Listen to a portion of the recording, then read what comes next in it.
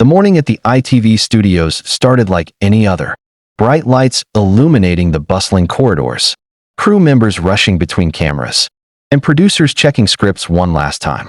Today, however, there was an unusual tension in the air.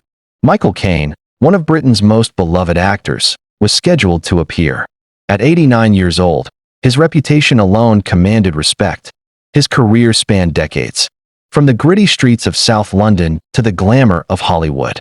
Yet despite fame and fortune, he remained deeply connected to his working-class roots. As he walked into the studio, he exuded calm confidence. Sitting down in the familiar interview chair, he adjusted the microphone, smiled politely at the crew, and prepared himself for what he expected to be a routine, light-hearted conversation about his latest film. He had faced countless interviews in his lifetime, each one varying in style, but always cordial. Today, however, something felt slightly off. Lorraine Kelly entered with her signature enthusiasm, beaming as she welcomed the audience. "Good morning, everyone, and welcome back to the show. I'm absolutely delighted to be joined today by the wonderful Michael Caine, who really needs no introduction." Her smile was wide, practiced, and polished, perfectly suited for television. She turned to him, ready to begin the familiar back and forth. "Now, Michael, you've had such an incredible career spanning over 60 years. Tell me, what keeps you motivated at this stage of your life?" Caine leaned forward, his eyes brightening. "Well, Lorraine, it's the same thing that has always driven me. I come from very humble beginnings in South London, and I never forget where I came from. Every role I take, every project I work on, it's about telling stories that matter to ordinary people. That's what keeps me going." Lorraine nodded, but the sparkle in her eyes didn't match her words. Yes, your background is well documented, the whole rags to riches story. But surely now, with all your success, you must feel removed from those early days." Her tone carried an edge, sharp and dismissive. Michael blinked, slightly taken aback. "I wouldn't say removed, no. If anything, success has made me more appreciative of where I started. When you've known real poverty, real struggle, you don't forget it. It shapes everything about who you are." But Lorraine leaned back, crossing her legs, a faint smirk forming. "Come now, Michael. You've been living in luxury for decades, multi-million-pound homes, private jets, mingling with the elite. Don't you think clinging to your working-class image is a bit theatrical?" The studio fell silent. Even the cameras seemed to pause. Michael's jaw tightened imperceptibly, yet his voice remained calm. "I'm not clinging to anything, Lorraine. I'm simply being honest about my experiences. Success doesn't." A tense silence hung over the room, marking the start of a confrontation that no one in that studio would forget. As the morning sun rose higher, the neighborhood seemed unusually tense, as if everyone felt the ripple of the confrontation from the day before. The HOA board was under pressure, receiving dozens of emails and calls from residents who witnessed the clash. Some supported the board, believing strict enforcement kept the community respectable, while many others argued it had gone too far by targeting a family for something so harmless. Inside their home, Alex and Maya tried to maintain calm for their kids, but the frustration was hard to contain. Maya brewed coffee with a sigh. "We're not doing anything wrong. Why does it feel like we're treated like criminals?" she asked. Alex paced the living room, clutching the letter with the ridiculous fine. "Because they don't like anyone questioning their authority," he replied. "And Karen? She loves that power." Meanwhile, Karen was busy drafting an even more aggressive complaint.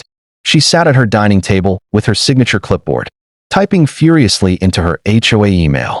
She included exaggerated descriptions, calling the kids sidewalk chalk, public defacement, and claiming the family's guests were disruptive elements. She even attached blurry photos she had taken while hiding behind her front window. Her goal was simple: pressure the HOA into escalating the situation. At the HOA office, the board members watched Karen's email pile up like a storm. Mark, the HOA president, rubbed his forehead. "This is turning into a circus," he muttered. But Karen had influence, loud influence. Ignoring her wasn't an option. So they made a decision that would push the conflict to a whole new level. They scheduled a mandatory compliance hearing for the family. When the notice arrived, Maya stared at the envelope in disbelief. "A hearing? For chalk and guests? This is harassment." Alex clenched his jaw. They think they can intimidate us. They think we'll fold. But instead of backing down, something changed inside Alex.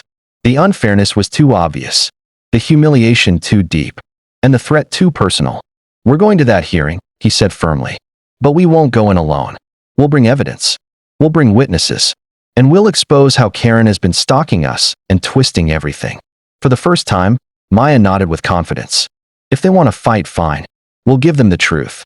The date was set. The tension was rising. And Karen, sitting smugly in her kitchen, had no idea what storm she had unleashed.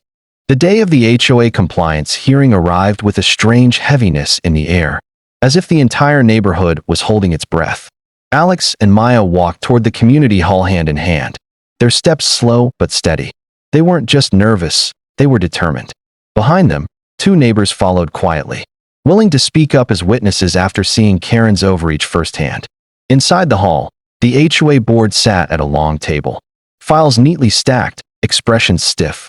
Mark, the HOA president, cleared his throat as the couple entered. Karen was already seated in the front row, arms crossed, lips curled in satisfaction as if she had already won. Her clipboard rested on her lap like a badge of authority. Alex and Maya took their seats facing the board. Mark began the session with an overly formal tone. "This hearing is to address multiple violations allegedly committed by the residents of 14 Pinewood Lane." Karen smirked, leaning forward as though absorbing every word like fuel. Mark listed the violations: chalk drawings, an unregistered gathering, and supposed disturbance of neighborhood peace. The word sounded almost comical, but the seriousness in the room made them sting. Before Alex could respond, Karen raised her hand dramatically. "If I may," she interrupted, "I have photographic evidence." She marched to the board's table and placed her blurry, poorly taken photos in front of them. In one, the chalk drawing was barely visible. In another, the family's guests looked like silhouettes. A muffled laugh came from the back.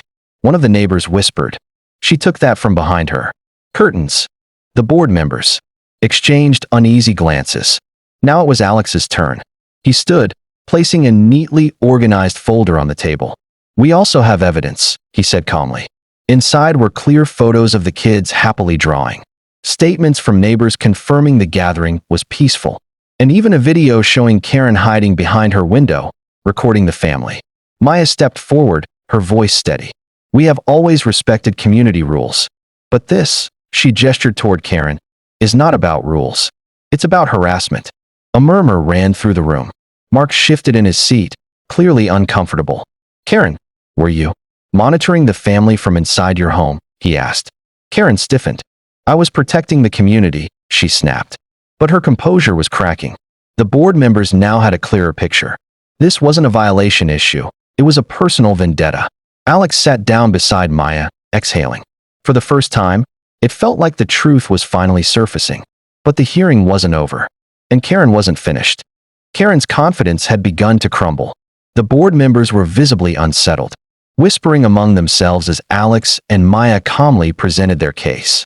Evidence of Karen's surveillance, the exaggerated claims, and the peaceful nature of the gathering all pointed to the same conclusion.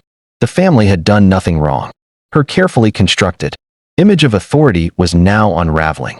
In front of everyone, Mark, the HOA president, finally spoke, his tone firm but neutral. "After reviewing all evidence, it is clear that no violations occurred. The fine issued to the residents of 14 Pinewood Lane is hereby rescinded." A hush fell over the room. Karen's mouth opened slightly, then closed as she tried to formulate a response. Her power over the situation had vanished in an instant.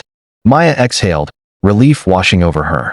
Alex reached for her hand, squeezing it lightly. "It's over," he whispered. But even as they celebrated internally, they knew this was only the beginning of setting boundaries. Karen, humiliated yet defiant, muttered something about appealing the decision, but the board shook their heads. Her influence had limits, and they were firmly established now.